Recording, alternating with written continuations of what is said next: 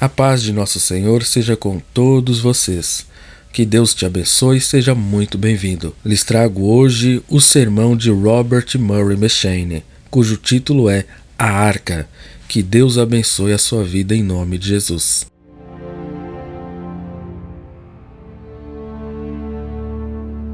Hebreus 11:7. Pela fé Noé, divinamente avisado das coisas que ainda não se viam, temeu e para a salvação da sua família preparou a arca, pela qual condenou o mundo e foi feito herdeiro da justiça que é segundo a fé.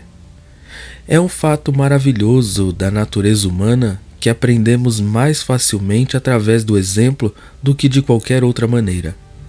Aqui nesta passagem, vocês têm um exemplo de um pecador salvo pela fé. Isto demonstra a vocês como um pecador é salvo, e como Noé fugiu para a arca que ele havia preparado, assim você deveria fazer. Para vocês também foi providenciado uma arca, e assim como Noé deste modo condenou o mundo, ou seja, mostrou que o mundo era justamente condenado, assim você fará se entrar nela, pois mostrará pela sua fé que a condenação do mundo é justa. Examinemos estas coisas e vejamos. Primeiro, a advertência de Noé.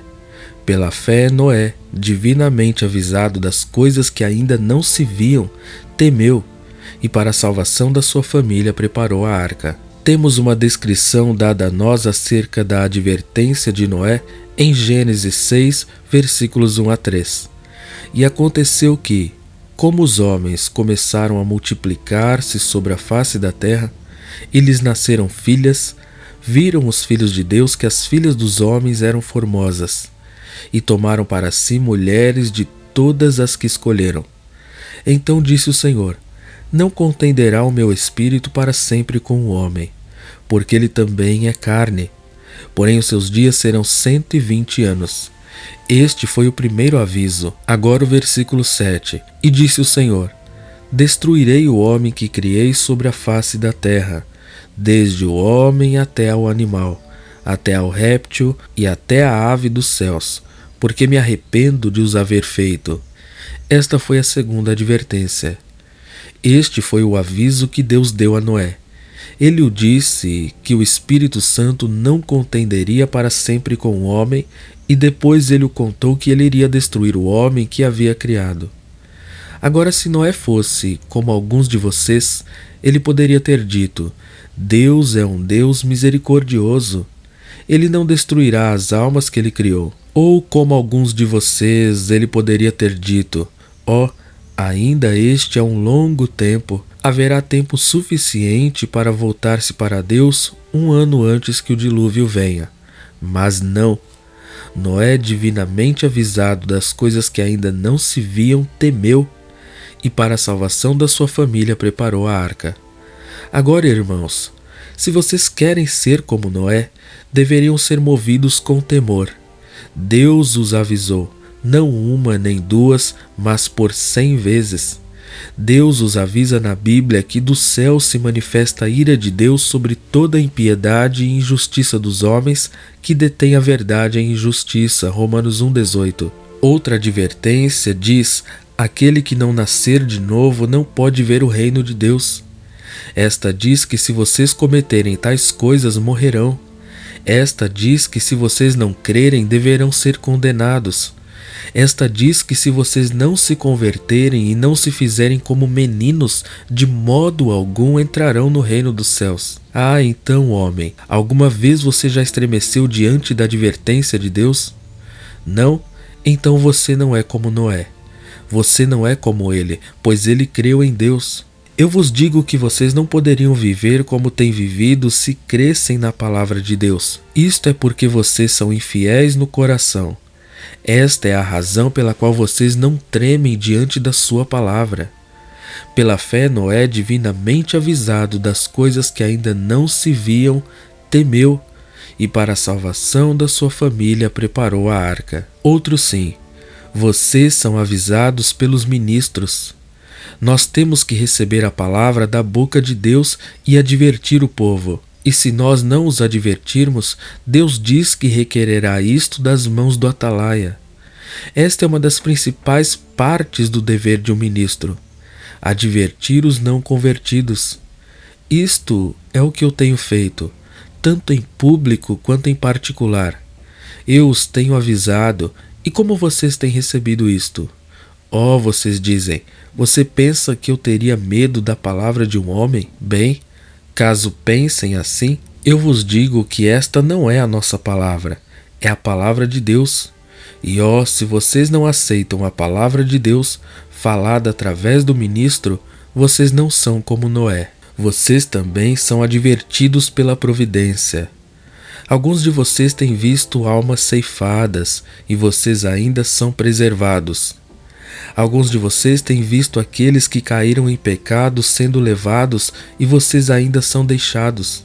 Irmãos, vocês podem dizer que nunca foram avisados? E como vocês têm lidado com isto? Alguns de vocês têm se afundado mais em pecado. Vocês não são como Noé. Mas alguns de vocês farão esta objeção: eu não gosto de ser movido com temor. Eu gosto de ser movido somente pelo amor. É bem verdade que ninguém jamais foi trazido a Cristo pelo medo. Nós devemos ser trazidos a Cristo por uma visão de seu amor. É completamente certo que vocês nunca serão abalados de sua segurança apenas pelo temor. Vocês devem ser puxados pelo temor e conduzidos pelo amor. Irmãos, não desprezem o temor.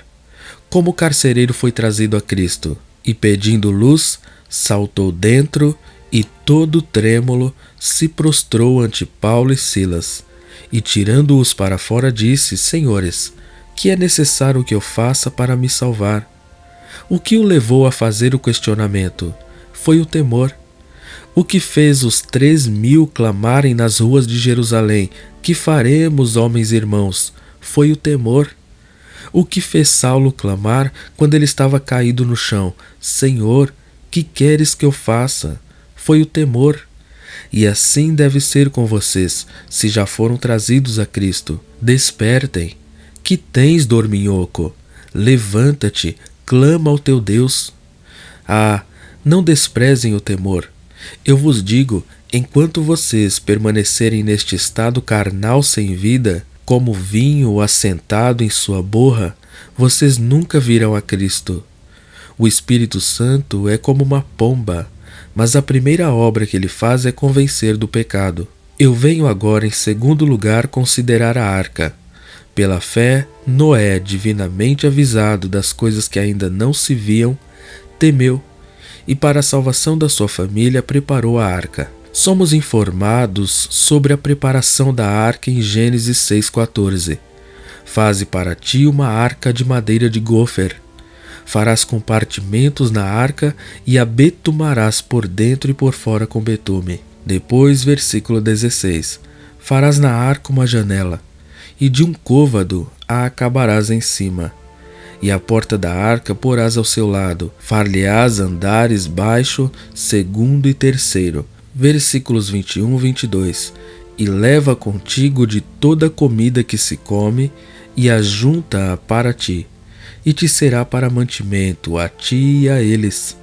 Assim fez Noé, conforme a tudo que Deus lhe mandou, assim o fez. Observem, irmãos, quão completamente a arca representa Cristo. Esta foi do planejamento de Deus, e assim foi com Cristo e o Evangelho da salvação. Todos os homens viventes não teriam idealizado uma arca que abrigasse a tantos. Então, da mesma forma, nenhum homem ou anjo pode descobrir um caminho pela qual pecadores possam ser salvos. Porque Deus amou o mundo de tal maneira que deu o seu Filho unigênito. É dito que os anjos desejavam bem atentar no plano de redenção. É dito, é insondável. É um plano que salva o pecador e glorifica a Deus. É um plano feito de modo a trazer o pecador a Deus, um plano que glorifica a Deus nas alturas e concede paz na terra e boa vontade para com o homem. Observem ainda mais a força da arca. Deus sabia a que ondas esta deveria se opor. Assim é com Cristo. Deus o fortaleceu o suficiente para suportar tudo que viria contra ele, de forma que ele é capaz de salvar perfeitamente a todos os que por ele se achegam a Deus por meio dele. E esta era uma arca ampla. Assim é com Cristo. A comissão dada aos ministros é: ainda há lugar. E vocês notarão que ali havia uma porta lateral. Assim foi com Cristo. Ali havia uma lança fincada em seu lado. Assim é dito: eu sou a porta. Porque por ele ambos temos acesso ao Pai em um mesmo Espírito. O que vem a mim de maneira nenhuma o lançarei fora. Não há degraus de acesso a isto. Então nós não temos nada a fazer, somente crer. Havia também uma janela em cima da arca que avistava o céu. Assim, em Cristo, nós podemos olhar para um Deus reconciliado. Também havia provisão na arca. Assim há em Cristo: o meu Deus suprirá todas as vossas necessidades. Você necessita de ouro? Cristo tem isto para conceder. Você está contaminado e precisa de uma fonte? Há uma fonte aberta para a purificação do pecado e imundícia. Você está com fome e necessita de pão? Cristo diz: eu sou o pão da vida. Há tudo o que você necessita na arca. Irmãos, como vocês escaparão se negligenciam tão grande salvação? Se vocês desprezam uma arca tão forte, tão plena de provisão, como escaparão? Isto me leva ao terceiro ponto. Então investigaremos como Noé salvou a sua família. Pela fé, Noé, divinamente avisado das coisas que ainda não se viam, temeu, e para a salvação da sua família preparou a arca. Noé salvou a sua família por fugir de todos os outros refúgios. Gênesis 7:1. Depois disse o Senhor a Noé: entra tu e toda a tua casa na arca. Versículos 7-9. Noé entrou na arca, e com ele seus filhos, sua mulher e as mulheres de seus filhos, por causa das águas do dilúvio, dos animais limpos e dos animais que não são limpos, e das aves e de todo réptil sobre a terra. Entraram de 2 em 2 para junto de Noé na arca, macho e fêmea, como Deus ordenara a Noé. Observem, queridos irmãos, que a forma pela qual Noé salvou a sua casa foi entrando. Antes de tudo ele entrou. Homens carnais teriam dito: melhor ir para o cume das montanhas. Mas Noé acreditou em Deus e fugiu de todos os demais refúgios. E ele não apenas foi até a soleira, mas ele entrou, e sua mulher e seus filhos e suas esposas com ele dentro da arca, e o Senhor os abrigou ali. Assim deve ser com vocês se querem entrar. Primeiramente, vocês devem esquecer todas as demais arcas. Homens carnais dirão: existem arcas tão boas quanto esta. Alguns descansam na arca da misericórdia comum de Deus, mas esta é uma arca falsa. Alguns descansam na arca de seu caráter moral decente. Alguns descansam em seu conhecimento sobre a arca, mas estas são arcas falsas. Tudo que procede do homem é falso. Irmãos, nós devemos fugir de todos os refúgios enganosos. E se lembrem de que não devem parar na soleira. Há muitos que olham, mas não entram. Há muitos que sabem o que existe dentro da arca, mas eles não entram. Mas venha você para dentro da arca, tu e tua mulher, e as mulheres de teus filhos contigo, e o Senhor os abrigará. Vocês não devem apenas ouvir sobre a arca, mas devem adentrar nela. Você não é salvo por ter chorado e orado. Você somente será salvo se entrar na arca. Assim que se alguém está em Cristo, nova criatura é. As coisas velhas já passaram, eis que tudo se fez novo. Todos os animais entraram. Ali vieram o leão e uma leoa, eles também entraram. E depois ali entrou certo gado. Ali entrou um camelo leopardo, com seu longo pescoço majestoso curvado. E depois vieram os pássaros, a águia que ama voar alto no céu e alimentar-se de sua presa. E depois os animais rastejantes, ali entrou a serpente. E talvez Noé poderia dizer quando a viu rastejando sobre o chão: estes irão nos ferir. Mas ela também entrou. Então, irmãos, é verdade que todos os tipos de pecadores podem entrar, e é doce ver que mudança ocorre com eles quando entram. O leão e o animal cevado andarão juntos, e o leopardo com o cabrito se deitarão juntos. Assim é com aqueles que vierem a Cristo. A natureza como de leão é transformada na de cordeiro. O homem orgulhoso é feito humilde. Assim que se alguém está em Cristo, nova criatura é. As coisas velhas já passaram, eis que tudo se fez novo. Alguns de vocês pensam que estão em Cristo, mas sua velha natureza ainda não foi retirada. Agora veremos o que sobreveio ao mundo. É dito que ele condenou o mundo.